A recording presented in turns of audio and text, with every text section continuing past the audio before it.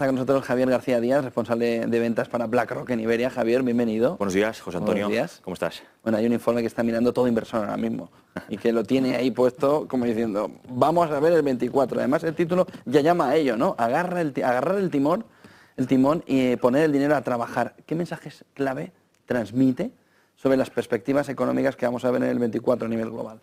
Eso es, y bueno, lo primero de todo, daros las gracias por contar con BlackRock para presentaros estas perspectivas de cara al año que viene. Efectivamente, lo hemos titulado Grabbing the Wheel, Putting Money to Work, que básicamente lo enmarcamos en el contexto en el que debemos reconocer que hemos entrado en un nuevo régimen económico y que toca ahora mirar al frente, agarrar ese volante, agarrar ese timón de la inversión, identificar oportunidades de inversión y poner el dinero a trabajar. Y hablamos, José Antonio, de nuevo régimen porque desde BlackRock entendemos que el periodo de crecimiento económico constante e inflación controlada que hemos vivido durante muchos años, 40 años en concreto, la gran moderación, ha llegado a su fin y entramos ahora en un nuevo régimen con más volatilidad macro, limitaciones por el lado de la oferta, inflación más elevada, bancos centrales actuando, presión sobre activos de riesgo. En definitiva, un contexto que va a hacer que el inversor sea cada vez más activo, más selectivo, más dinámico en su asignación de activos. Nuevo régimen económico. ¿Cómo podrías explicar las principales características de ese nuevo régimen que va a cambiarlo todo, que va a modificar la manera en la que el inversor ve el mercado? ¿Y cómo se configura a través de ese nuevo régimen económico la visión de BlackRock para 2024? Pues todo el mundo dice, en 2022 decía, el 2022 va a ser un desastre, ya nos dice, el 24 va a ser maravilloso, dice, pues el 23 no ha salido como esperaban, por lo que, ¿cómo veis esa visión para el 24? Sí, hay una característica muy importante de este nuevo régimen que debemos tener en cuenta, que es el contexto, que es el panorama general. Desde BlackRock creemos que el mercado no ha reconocido de la manera correcta este nuevo régimen, sino que lo está visualizando desde un prisma más de ciclo económico. Es decir, en lugar de entender o de asumir que hemos cambiado de régimen, que la economía global se está normalizando y que hay una serie de fuerzas estructurales que la están moldeando, el mercado lo está interpretando como un nuevo ciclo económico. Desconexión que vemos está entre perspectiva de ciclo y realidad estructural que creemos que puede generar volatilidad en mercado. Por ejemplo, economía americana, que hablábamos antes.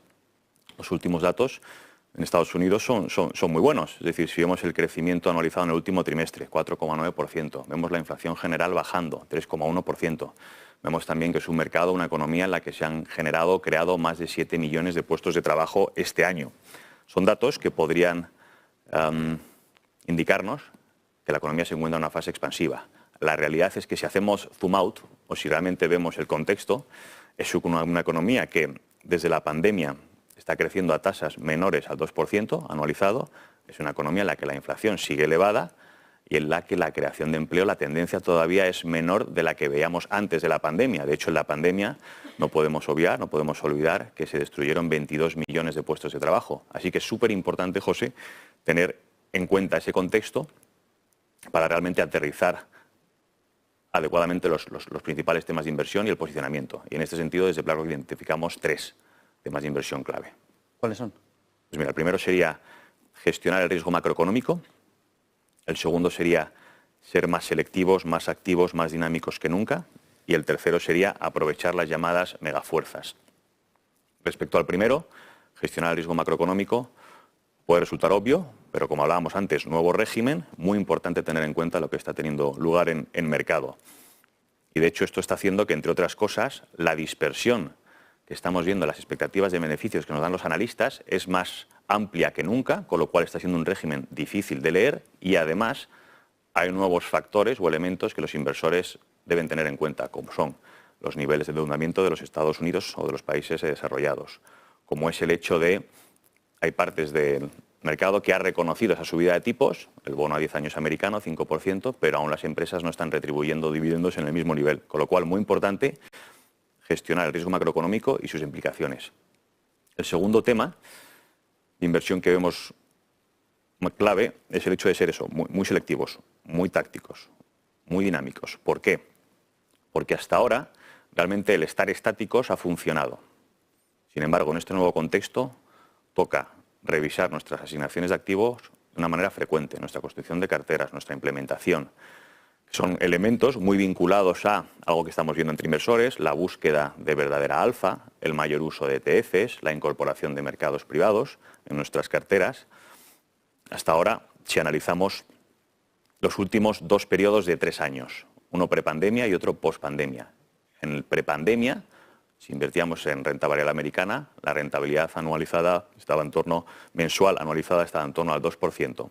Si ajustábamos a 6 meses o un año, esa rentabilidad prácticamente se quedaba en ese 2%. En los últimos 3 años, en nuestro nuevo régimen, después de la pandemia, esa rentabilidad es algo menor, pero el hecho de ajustar tu cartera sí está teniendo un impacto muy positivo. Y en lugar de un 1,5%, como sería la rentabilidad mensual que se está viendo en rentabilidad americana desde la pandemia en este periodo de 3 años, estaríamos hablando de un 3%, es decir, del doble, si ajustamos la cartera al año, o incluso de 4 veces más si la ajustamos cada 6 meses. Es decir, más allá del número, el mensaje que quiero trasladar es que hoy en día sí renta el ser dinámicos, el ser tácticos, el ser selectivos. Y el tercer tema de inversión es el que está relacionado con las llamadas megafuerzas. Es decir, aprovechar estas fuerzas estructurales que están impactando la industria, que están impactando la sociedad, la economía, las compañías y que también están impactando las decisiones de inversión de los inversores. Desde BlackRock identificamos 4, básicamente las aterrizamos en revolución digital e inteligencia artificial, transición energética, el futuro de las finanzas, desglobalización y envejecimiento de la población. De estas 5, José Antonio, hay 3 a las que estamos prestando especial atención, sobre todo de cara al año que viene. Diría, transición energética sigue siendo el denominador común de las conversaciones que estamos teniendo con nuestros inversores, con nuestros clientes, con las compañías en las que invertimos, con otros agentes del mercado, puesto que, aunque era una tendencia que estaba ya teniendo lugar debajo de nuestra industria, la realidad es que el COVID la ha acelerado, y la ha acelerado hasta el punto de convertirla a la sostenibilidad en general y transición energética en particular, no solo en uno de los mayores retos a los que nos enfrentamos como sociedad, sino también en una de las mayores oportunidades de inversión. Mirando cómo puede actuar el inversor en el corto, en el medio plazo, me gustaría que nos trajeras a ver una visión de posicionamiento, por ejemplo, táctico, de 6 a 12 meses. A corto plazo, ¿cómo recomienda BlackRock posicionar las carteras en términos de renta variable y renta fija? Luego, al final, si quieres, nos dices también un poco, no de ahora, sino de cuando terminemos, oye, y ese posicionamiento de 60-40 que había muerto, ¿cómo se queda? Pero en un posicionamiento táctico, ¿cómo veis ese posicionamiento de renta fija, renta variable, en una visión táctica a 6-12 meses? Sí. No, gracias por la pregunta. Efectivamente, 6-12 meses, desde un punto de vista de renta variable y empezando por equities, diría que estamos cautos en general, aunque vemos valor en aquellas compañías de calidad y en aquellas compañías que se pueden favorecer de las llamadas megafuerzas. Cuando hablamos de cautos, específicamente, estamos infraponderados en renta variable americana, que no quiere decir que estemos negativos, sino infraponderados. Sigue siendo la mayor asignación dentro de nuestras carteras. Un 31% de nuestra cartera está en Estados Unidos frente a un 33% del índice de referencia. Estamos infraponderados, pero la mayor asignación. En el caso de Europa, estamos también infraponderados. En el caso de Japón, es un mercado en el que creo que no somos los únicos, pero sí vemos valor. Hay distintas políticas que están favoreciendo al inversor, que están retribuyéndole. Además, tenemos crecimiento económico, tenemos una política monetaria acomodaticia, con lo cual en mercados desarrollados ahora mismo nuestra principal apuesta, aunque seguimos cautos, es Japón. En mercados emergentes estamos neutrales, hay factores positivos, valoraciones, crecimiento, ciclo de tipos en máximos, pero también hay riesgos geopolíticos, incertidumbre. Aquí sobre todo estamos viendo temáticas vinculadas a lo que hablábamos antes de megafuerzas, como puede ser en India el sector de pagos digitales, o México con todo lo impactado con Estados Unidos, desglobalización, Latinoamérica, transición energética, con lo cual diría que en renta variable estamos cautos. Pero nos gusta el sector o las compañías de calidad, es decir, aquellas con balances saneados, con flujos de caja sostenibles, que crecen, que invierten. Distintos sectores, las clásicas, Apple, Microsoft, Johnson & Johnson, Nike, Visa, Mastercard, ese tipo de compañía creemos que son interesantes. En renta fija, sí es ahí quizás donde vemos la mayor oportunidad de cara al año que viene, siendo tácticos, 6-12 meses. Aquí vemos rentabilidades por cupón entre el 5 y el 10%, y vemos que el binomio rentabilidad-riesgo es muy atractivo. Aunque la visión es mixta. Bonos soberanos, nos gusta el tramo corto de la curva americana, nos gustan bonos ligados a la inflación. Tramo corto, 2 años. Sí. ¿O menos todavía? 2 años. 2 años. bonos ligados a la inflación, en Europa estamos más neutrales, nos gusta deuda emergente, hard currency, dólar, y estaríamos más neutrales en lo que viene siendo high yield o investment grade. Con lo cual, estamos cautos en renta variable, oportunidades en renta fija de manera táctica. A tu pregunta de estratégicamente, digamos 5 o 10 años, aquí sí sobreponderamos renta variable en general, preferimos bonos ligados a la inflación a bonos nominales y en lo que sería investment grade o high yield estamos neutrales. Pero lo que vemos, y a tu punto de 60-40, es que ese modelo de cartera realmente ha quedado obsoleto. 60% renta variable, 40% renta fija. En este contexto, en este régimen al que vamos, desde BlackRock ahora abogamos por una cartera compuesta por renta variable, renta fija e inversiones alternativas. Y si nos aventuramos en los porcentajes, podríamos aterrizarlos en 50% renta variable, 30% renta fija, 20% inversiones alternativas. Que busquen mercado de capitales y que busquen sectores tipo inmobiliario, entiendo. Para explicarle al espectador. Sí, pues hay distintas alternativas. Un 20% mientras es mucho ya, ¿eh?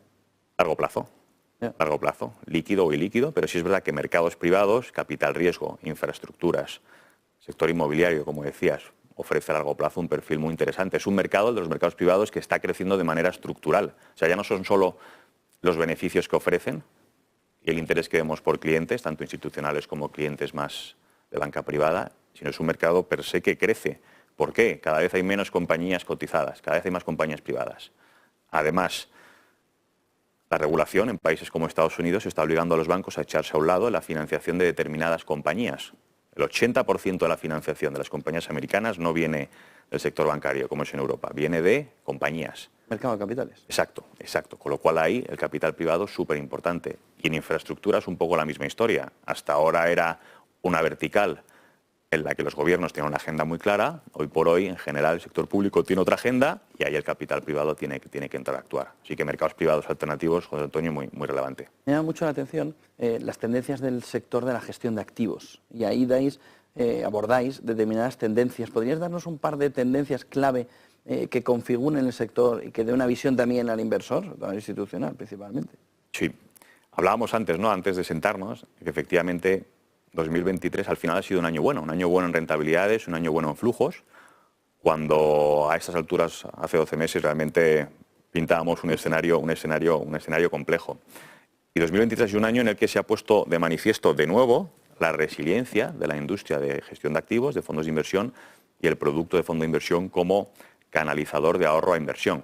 Es decir, la industria local de gestoras españolas este año ha captado, si no me equivoco, 18.000 millones de euros en flujos netos. En noviembre, seguramente la cifra vaya a ser positiva, pero llevamos ya la industria local 37 meses con flujo neto positivo en fondos de inversión. A estas alturas, el año pasado, en vez de 18.000, eran 15.000, con lo cual sigue creciendo. Sin embargo, no podemos obviar, José Antonio, que estamos a las puertas de una de las mayores revoluciones que va a tener nuestra industria en los próximos años. Una revolución que va a estar impactada por cambio tecnológico, por mayor regulación, presión en márgenes, transición energética, necesidades cambiantes de los clientes. Contexto que está impactando los modelos de negocio de nuestros clientes, las tendencias de inversión de nuestros clientes y la manera en la que gestoras como nosotros, como BlackRock, nos relacionamos con nuestros socios. En lo que a tendencia se refiere, te aterrizaría 3. Por un lado, un crecimiento muy importante de todo lo que tiene que ver con modelos centralizados de inversión, es decir, gestión discrecional de carteras, asesoramiento. Esto es un segmento que, para que te hagas una idea, en Europa representa el 40% de los activos que hay en wealth. Es un segmento que prevemos que vaya a crecer en los próximos 5 años a representar un 55%. Gestión discrecional de carteras, asesoramiento, es decir, modelos centralizados. La segunda gran tendencia en nuestra industria ahora mismo es el desarrollo de los canales digitales de distribución.